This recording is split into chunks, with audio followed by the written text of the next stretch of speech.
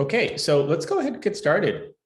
Again, today, thanks everyone for joining today's webinar about Python and Rivery. I am Ophir Prustak from the product marketing team here at Rivery. We also have with us JJ, a solutions engineer at Rivery, and we have a special guest, Ariel Yosef, a data engineer from Jutomate, who's going to go over an example of what they did with one of their clients. It's a really cool use case. The agenda today, what we're going to cover just really quickly in 2 minutes, we're going to talk a little about Rivery as well as a little about Jutomate. We'll go into why it was so important to add Python to our solution. We'll shortly just talk about basically how we get the data in the first place. So in the examples you'll see, we're going to be doing some manipulation to data in Python, but the question is, how was that data loaded into Python in the first place? We'll go with the actual Python live demos. You'll see how Rivery, our new integration, works with manipulating data in Python. I'll talk a little about coming soon. At the end, we will have our Q&A session. So just a few seconds about Rivery. We actually started from an internal tool at a BA consulting company, one of the world's largest. And we were basically looking for the data stack that we wanted. We wanted something which could solve all of our own problems, and we couldn't find anything. So we literally built our own BI stack. We built our own tool for ETL and for workflow orchestration. And after building it internally, we realized this is something that a lot of other people want as well. So we decided to share this basically with the rest of the world. We have offices all over the world. And as you can see, customers, both small and large. And in terms of what the core platform actually does, as I was saying, is it has at its core the extract and load part, which is something which I'm sure you're all familiar with in terms of pulling data from over 190 different native connectors, which means all the common sources like Snowflake, Salesforce or Google Ads, what have you not, as well as making it easy to create your own custom connectors. So we have a lot of customers who are pulling data from custom sources, even if we don't support it out of the box. We have the whole side of the orchestration, which can be either using loops or conditional logic, and as you'll see how we create that, and as well as the management, what we call our data rivers, our pipeline. So that's built in usage for CI/CD, version history, environments, basically everything you need to manage your data stack on an ongoing basis. And we also have, as I said, Jutomate. So Jutomate is one of our preferred partners. It's a one-stop shop for all your data needs. And they've been working with customers for a long time. And the one thing I like about them is that they really do provide kind of a quick and simple way to solve whatever data challenges you have. And whether nothing is too small and nothing is too big, as I like to say when you're dealing with Jutomate. So before we actually get started, just a really, really quick poll. For those of you who are in the audience today, and I'm going to launch the poll right now, I just want to understand, I just launched the poll and you'll be able to see this. I'm going to wait just a few seconds. Are you currently using Python in your data pipelines? So I'll wait a few seconds. I know for a lot of companies, obviously, you're going to probably be using SQL. Most companies are kind of switched to the ELT and not the ETL model. But for those of you who are using Python, and I'll wait a few more seconds, I see we already have around 80% of the people have answered. But it looks like, okay, so it looks like just looking at the results right now, that we have about half the people are not currently using Python. So that's interesting. And definitely you'll be able to see the power of Python here. And the other half are either currently using Python or plan to use it soon. So that's interesting there. And just really quick, before I get into actually the Python and showing you the solution, I do think it's really important to cover why it was so important for us to add Python to our capabilities. So I made this little graph to show you what we've seen when you're looking at different data stack tools and different parts of the data stack. There's two groups, or there's kind of two different thinkings, or two different types of solutions. There's the no-code solutions. Those are the ones which are just kind of click, drag, and drop. They're really easy to use. So you can get value very quickly. Everybody at the company can start using them. What we've noticed is that sometimes they have simple capabilities, and some of them are obviously more advanced than others. But when you get to the really, really advanced stuff, they often are, there's a trade-off here. Then you have the programming-based solutions. Those are the Airflows of the world, or basically all the different tools where you need to be a software engineer. You need to know Python or some other programming language. They're very powerful and customizable, but they're hard to use. And we really wanted a solution which gave you the best of both worlds. So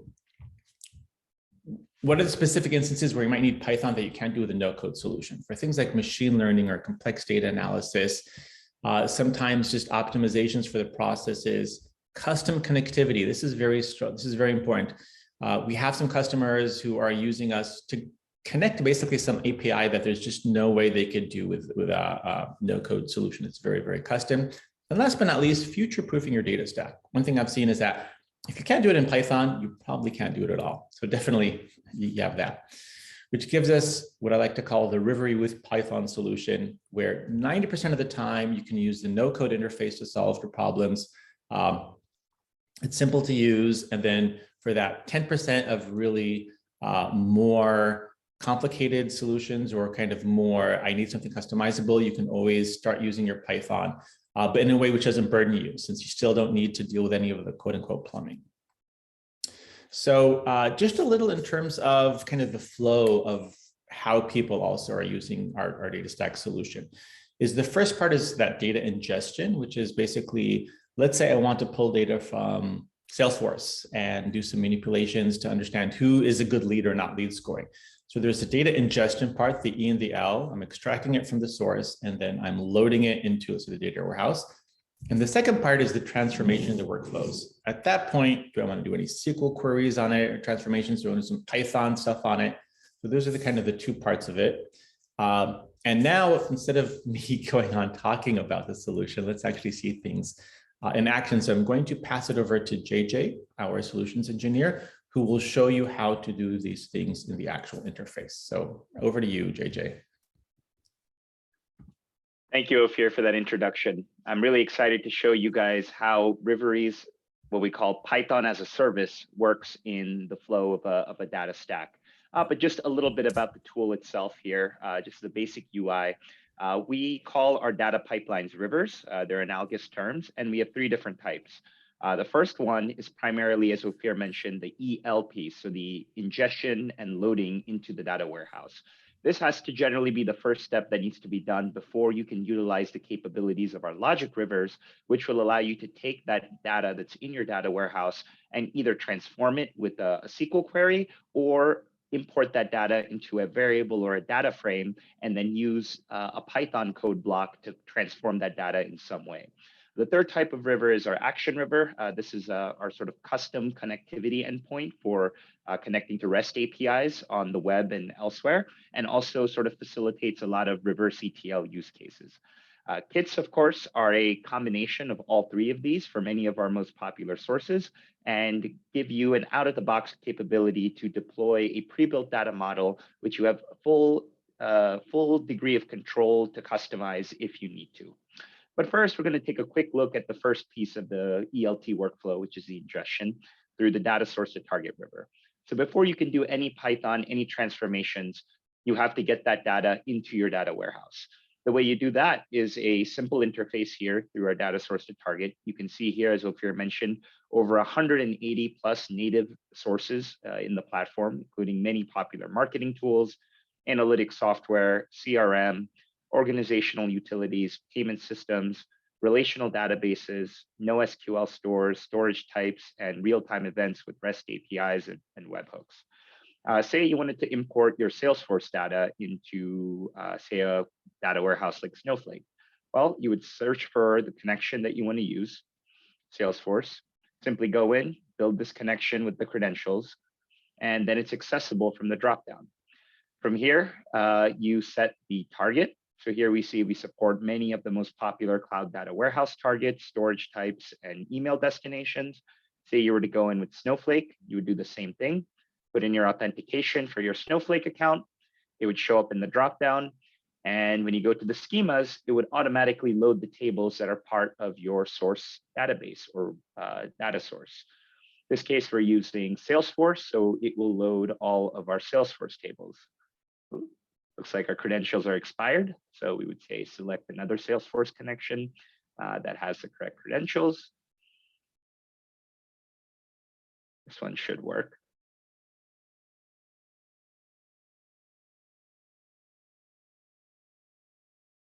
While this is loading, I'll show you some of the other settings. Sorry about that.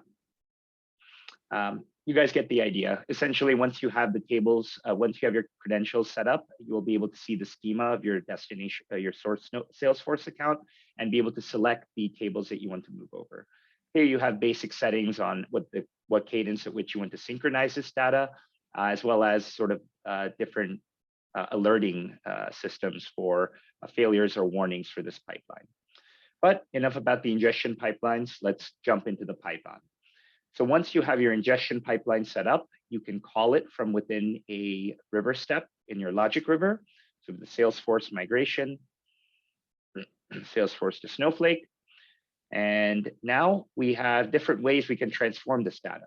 The first most obvious one is, of course, the SQL step, where you can run any sort of SQL query to take the information that you loaded from your data source to target and transform it in some way and load it to another table, variable, or with a new feature with Python, data frame. What this allows you to do is lets you pull this information from the query into a custom structure, custom data type that we have in Rivery called a data frame.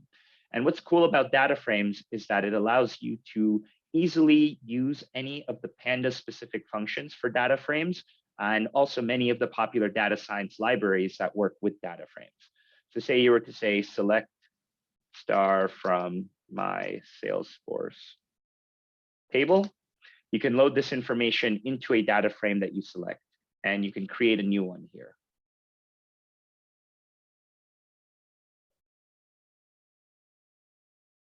So now this data frame is available as a destination.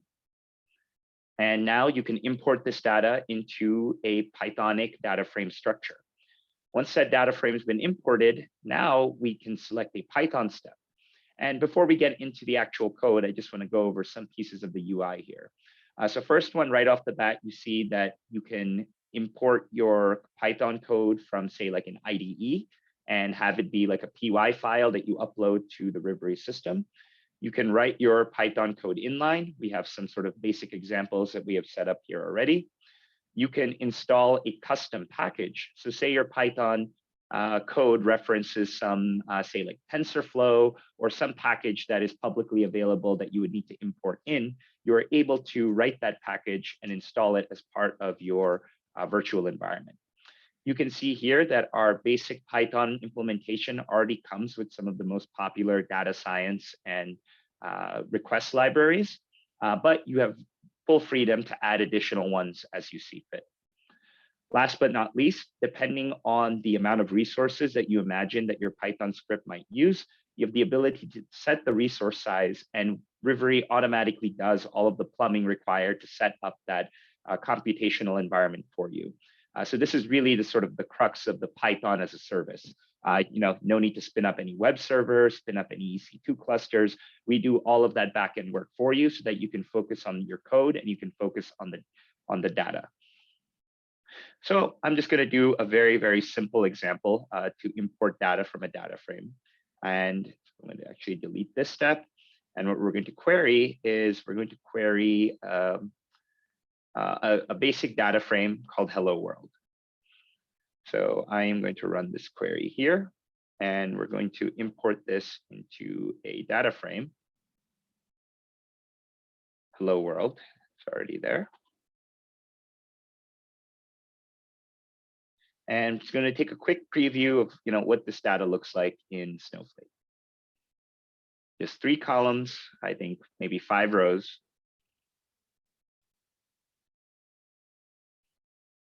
And yep, this is the data frame that we want to create. It has a couple of entries, a column for Booleans, some strings, and an ID column. Once that data has been imported, now we're able to access this data by importing it in with a Rivery specific syntax. So we do from Rivery data frames, import hello world. Now this data frame's been imported into our Python virtual environment, and we're able to do any sort of transformations or functions that we do in Python. So the first step would probably be to print something. And we want to print this data frame to the console just to see, what it looks like here. Maybe, we want to have some code to print out the data types for each of the columns. And then maybe we want to append an additional record. So we write some code that uses, again, the Panda specific syntax on data frames and appends this additional 6th record to this data frame. And lastly, once we've performed this, we want to save this data frame back to the Rivery UI. So again, we use a Rivery specific syntax, hello world. This is referencing the data frame .save. So once we've done any of our changes, transformations, we can save this data frame with just one line of code. Once that's done, we want to now push this data frame back to Snowflake, because in the end, we want to get this data into our data warehouse so that it can get us the insights we need. So now we add a SQL transformation step, set our connection, just like we did the first time. And now, instead of a SQL query, we're going to reference the data frame that we transformed earlier. And we're going to set the destination of this data frame into another table. We define the database, the schema, and the name of the table. Set the loading mode to overwrite, and that's it. This is a full flow ingesting data from a data warehouse into a data frame, transforming it in some way in Python, and then taking the resulting data frame and pushing it back to our data warehouse. So here I've already executed this river and just want to show you just what it looks like once it's fully run. You can go into the activities, and now you have the ability to download the logs.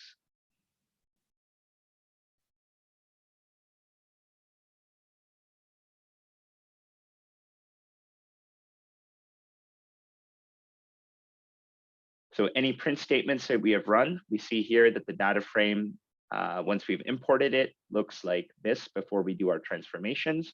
It has 5 records. We have an ID. We have a string column, a text, and another string column. And now, after the transformation, we want to see what this table finally looks like in Snowflake. So here, this is the second table, Hello World 2. And here we see that that 6th record that we appended in our Python script has now actually become part of the destination table in Snowflake. So I think you guys can see here that you can use this for much more complex use cases, but this is the basic UI flow for how it looks like in Rivery. So with that, I'm going to hand it to Ariel to go over an industry use case that they've been working on for one of their clients. Thank you, JJ, and thank you, Phil, for the introduction. Now, so first of all, I want to talk about the use case and explain what is the use case. So basically, we had a customer that would get a encrypted file from a third-party supplier, which would push those files every day into their S3 bucket.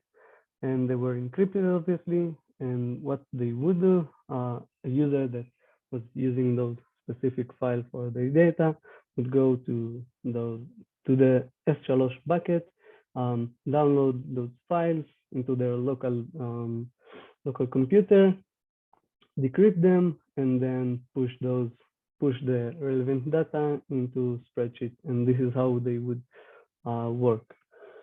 And now let's go over the solution that we have done.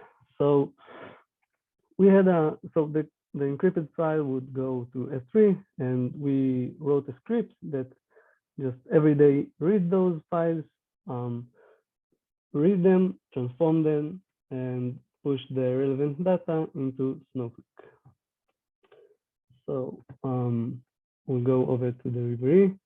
So I will run that, and while this running, I will go over the Python code, and let's start actually with how the data looks like. So the files are Excel format. So basically, this is how it looks. Obviously, the data here is just a blank. And this is how the data looks when it is encrypted. So nothing much to see here. Let's go over the Python code.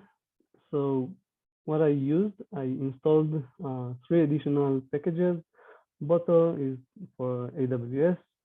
XLRD are for transforming the CSV file transforming the Excel file into CSV, and cryptography is to decrypt the files. So let's go over the Python code. So the first, we print the date that the file were transformed. We get the keys from Rivery variables. This key is for the decryption. We connect to AWS S3 bucket. We read the file.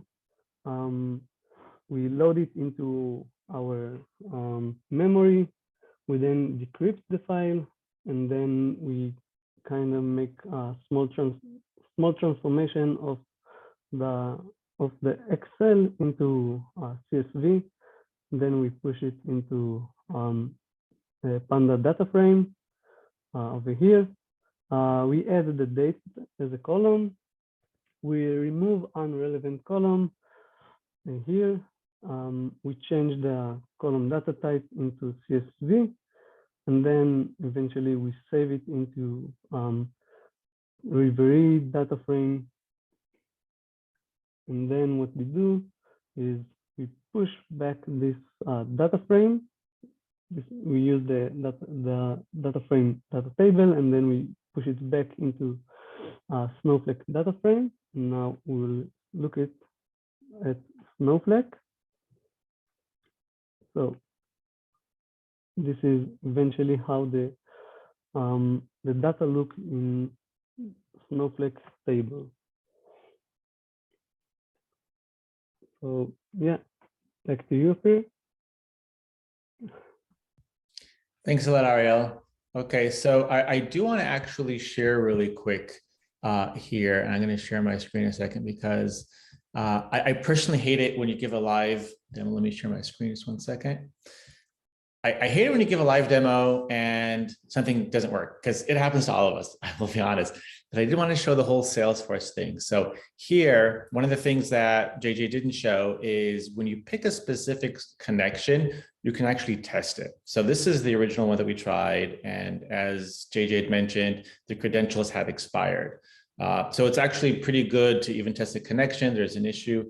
But if you choose this last one here, which happens to be a Salesforce connection, and you can tell this is an account we use a lot for different demos. If I test the connection now, wait a few seconds, you'll see connection passed. There we go, a little nice green check mark.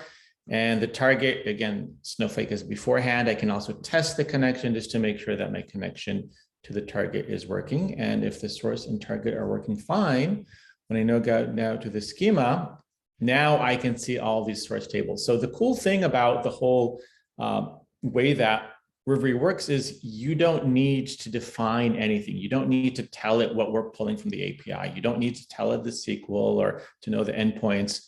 We automatically do all that for you if you're using one of our managed connectors. So here you can see the list of all the different types of tables or entities that you can read from. As you can see, by the way, since Salesforce is the type of service that has its own custom objects, etc., you can actually really dig down kind of into some custom stuff as well. But if, let's say I just wanted to sync over, I'm going to go over here, let's say leads, here we go, the lead table, and I wanted to also do the opportunity table and maybe the contact table, yeah. So basically, there we go. So I now have those three, which are tracked. And I can also decide what the name of the target table would be, the loading mode. In other words, is it going to overwrite all the data? Is it going to just merge it? Is it going to overwrite, etc.? And then, as you showed beforehand, the settings, if you want to schedule, you could schedule it on a regular basis, etc. So I'm not going to do that because this is actually our production data, but just wanted to show you that it does work. And it's the same for any type of managed source that you do. You just literally choose a source, and then you can automatically select what the different tables or the different types of data you want to pull from. And automatically, when Rivery pulls that data and pushes it to your data warehouse, it will create those tables for you. It will take care of all the SQL which is needed to pull from the source and push it into your target. So at this point, and first of all, I mean, that's just so cool what you did, Ariel, with the whole kind of decrypting and everything right in Python. At this point, there's a lot we could go over. One last thing, actually, I do want to show you. One of the things that Ariel was showing you was the whole idea of variables. So we didn't talk about variables previously, since most of the time when you're dealing with big amounts of data, you'll use a data frame. But if you go into our variables, you can see we have the concept of something called a variable, as well as environments, which basically allow you to create dynamic values which will be used within your rivers, and you don't have to kind of define them at actual runtime. So when Ariel was showing that Python script, if I don't want to hard code my secret key in my Python script, which is probably not best practice, I can put it in an environment variable and then read those environment variables into my script as it's running. So that's just kind of what he was showing beforehand. So at this point, I do actually want to open it up to Q&A. And let me actually go back here, full screen. So while we're doing the Q&A, so again, if you do Q&A, go in your Zoom panel to the Q&A section and just put up any questions you have, and we can answer them there. Also, if you want to follow up and learn more about Rivery itself, just go to our website, or you can contact us at contact@rivery.io. The same for Jutomate. If you want, some a little more hand holding and a company to actually help you. And Jutomate has worked with dozens of companies, like I said, big and large, as well as with Rivery. So they're obviously very familiar with Rivery, but you can just go to Jutomate or just contact them directly with the email address. So again, I'm going to open up to questions. Okay, so there's a question here about costs. David asks, how much does it cost to actually do the Python stuff? That's an excellent question. The short answer is it depends on the size of the server you're running, as well as how long it runs for. I can point you, if you go to the docs section, we actually have a link. I can follow up with you directly, but in a nutshell, you're paying per minute of kind of CPU power. If you have a small instance, as was being shown, then it'll be a few cents per minute, whatever. It's a big instance, it'll be more expensive. But it's I want to say the same way that you pay for an Amazon EC2 instance is kind of more or less what you're paying here. It's just we add a little something on top. So there's also a question about, excellent question about what if you have Python code? What if I want to do some testing before I deploy something to production? And what about versioning? Two excellent questions. So actually, JJ, I'm going to pass it over to you if you maybe want to show environments and versions as well. So these are two features which you have built in, the concept of having different versions for versioning, but more importantly, I think different environments where I can have a test environment with even test environment variable values, and then I can have a production environment and have deployment scripts, which simply push from one to the other. So JJ, do you want to maybe share your screen and show a little about the different environments? You're on mute. Right. Yes, absolutely. That's a great question. So all of our rivers come with built-in versioning, and this versioning is you can access right on the right side here. So here you can see the state of the river at any point in time for whoever edited the river or executed it. And if you were to say click on a different version, it would go to that version and show you what that looks like. If you want to restore to this version, you have the option to. You can go back to the current version. You can also rename certain versions as needed.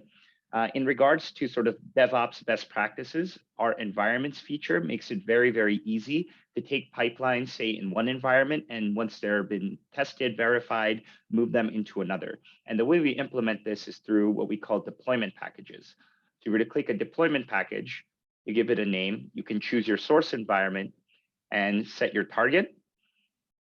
And now all of the rivers that you have in your source environment are accessible via this dropdown. And you can simply go in and check the boxes for the pipelines that you want to migrate over. So once you've been, verified in the staging environment, you want to move them to production, you simply go check the boxes, select any relevant connections. And as Ophir mentioned before, you can also set different variables. So for example, maybe in the dev environment, you're working primarily in a dev DB, but when you move it into staging or prod, that variable name that you've used to parameterize certain aspects of your code now changes values because it takes on a new value because the pipeline's now in a new environment. So this sort of contributes to our data ops best practice, of being able to parameterize pieces of your code so that when you move it into new dev, test, or prod, you don't have to manually go in and change that hard coding. An additional sort of piece to the versioning aspect, however, is that you can condense all logic rivers, so any rivers that have a sort of logic icon next to them, into a single text YAML file. And this YAML file can be extracted via our command line interface. And once it's been extracted in a text format, you can actually synchronize it with a VCS tool like GitHub. So for example, you want to pull the contents of a river that has a social media ingestion, and it has a SQL query that's being run inside of the code. You have the ability to condense that into a single piece of text, but also you have the ability to take any Python code that's part of it and have it show up in a separate folder within your repository. So you have different options there when it comes to taking this river and versioning it. You can either use our built-in versioning, or you can use our command line tool to then take the entire configuration of that river, all Python scripts, all SQL code, and sync it up to a GitHub VCS or any other similar tool that you're using. Hey, thanks a lot, JJ. Also, can you just show real quick, I want to actually show the fact that you can use variables in the rivers themselves. And I think one of the things which for me, the first time when I joined Rivery, one of the coolest things I saw was the fact that when you define, I'll give you a simple example, the name of a database or the name of a table. So you don't have to kind of hard code it in the river where that's always going to be the case. You can use an environment variable called, let's say, DB name or table name, and then have that value be different from environment to environment. So you can literally run the same river where, and maybe I can show that myself real quick. Yeah, I have it up here. I can okay. Yeah, I want to show you screen. So you can have a single river which runs both in development and in production, but the difference is that the name of the table or the name of, let's say, the database, whatever it is, can be environment. As you can see here, even has data set, social, so anything in curly brackets, that's going to be a Rivery environment variable. And you can, first I'll put that in your scripts, but most importantly, you can define that for each environment. And maybe JJ, quick go to the actually environments view itself.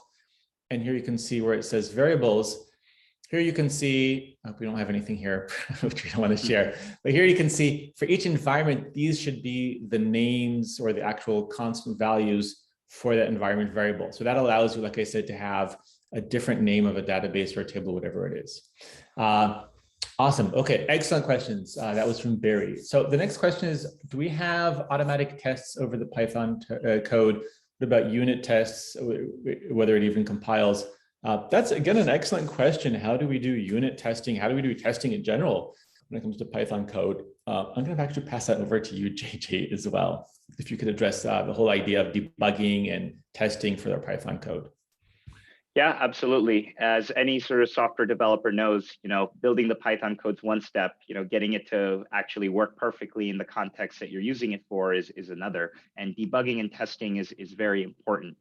With our current Python implementation, we have the ability to write to logs, as I sort of demonstrated within the example. Any print statements that are in your code will be printed to the logs. So you can always go inside of the Python logs, check, where the error message happened, print statistics for like, what the data type of the variable was, what data structure, what other sort of processes are happening. In terms of unit tests, we are building functionality for developing unit tests in SQL, where essentially once you have that data in your data warehouse, you can run certain tests on it, like checking for duplicates, checking for null values, checking for records that are corrupted. And after the entire river runs, you can see sort of a report of all of those unit tests. This functionality has not been fully released yet. However, it is on our roadmap for our next iteration of our logic river. Perfect. Thanks so much, JJ. So just to iterate, I mean, to be totally frank, we don't have kind of unit test in Python, which you can run on the server. We do kind of assume you're going to be writing the code locally in a notebook or something else. And once it runs locally, okay, then you're going to load it to the cloud, and then you'll also have whatever logging and error messages you need just to make sure that it worked fine in the cloud as well. Right. Just to add to that, our Python implementation is not meant as sort of like a full-fledged IDE, but basically a service for your production level code that's already been verified in some other, maybe Jupyter or PyCharm, whatever you're using for your Python development. But once that's ready, you're able to move that over into our Python code block, set the resource size as needed, and you can use it for any of your production level processes. Perfect. Perfect. Okay, so I think that's it for the questions. Again, thank you everybody so much. If you could stay on just 1 second before you all go, just to let us know, you'll get a really quick survey questions afterwards. And if you have any questions or follow-ups, like I said, feel free to either go to our website or the Jutomate website. And again, thanks everybody so much for joining us today.